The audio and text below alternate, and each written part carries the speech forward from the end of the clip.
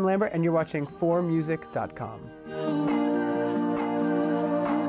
It's surreal. I mean, I think that's the way to describe it. It always, you know, just even flying here, you know, a couple days ago, knowing that this was my next thing on the horizon, I was just like, this is crazy. It's like, it's major, and I feel so honored, and I feel so humbled by it. I mean, I don't know, because I think I'm going to bring my own shoes. So, and hopefully Freddie would approve. I think they'll be pretty fabulous. I just want to get paid more to do what I love. That was like my audition. That's why I went to American Idol. I said, I want to be able to do this on a broader scale and get more opportunities. And look what it led to. I mean, I would have never dreamed that I would have gotten to the end of the show. Never. You know, and I never thought that I would get signed even. I'm a little older, you know. When I was on Idol, I was 27 when I auditioned, and I went through a lot in my 20s. Like, I saw a lot of things, and I traveled a lot, and I did a lot of different projects, and did a lot of theater productions, traveled to Europe. You know, I think all of my experiences really helped me prepare for Idol. I really feel lucky. I feel lucky that I have this opportunity to kind of set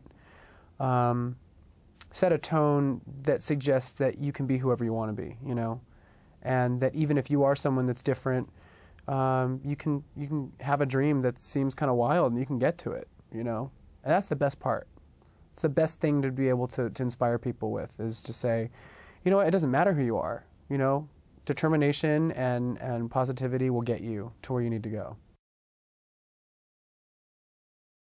I think there was a period, I think my 7th grade, when I was like an adolescent, that year was really hard. Because I remember I would go to school and I had no friends at school. I was very much on my own. I had a couple friends in classes, but like I remember doing like, I always like dreaded lunch. I'm like, who am I going to sit with? I was definitely like, I was like kind of an outsider at that point, and that felt a little crazy.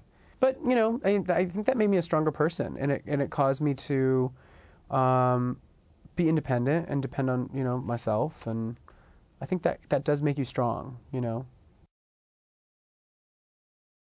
There's no on and off switch when it comes to people knowing who you are, and sometimes it feels amazing, and especially, you know, when people are really appreciating you for what you do, you know what I mean? And when you're on stage and you're performing, or you're at an event and you're there, you know, taking pictures on the red carpet or doing an interview or something, it feels great and it's really exciting. But then there are moments where you want to like just like live like a normal life, or go to the grocery store, or do things that like normal people do, and you can hear people going, "Is that Adam Lambert?" It's so weird, you know. I mean, I'm not complaining, but it gets awkward, you know. Yeah, there's some fans that get excited, and I get hugs, and then the nose and the mouth kind of get right in there. It's a little weird, you know? Boundaries, physical boundaries. You can't, I don't know the meaning of life yet. I mean, I kind of think that life is all about constantly trying to find out what's up, you know, with yourself, with other people. But it's always a process, and everybody's always evolving. And I think life is just about forward motion. I think that's really important. But I wouldn't be able to tell you what the meaning of life is yet. I'm not that wise. I got years to go before I could tell you what I thought that was. Hello.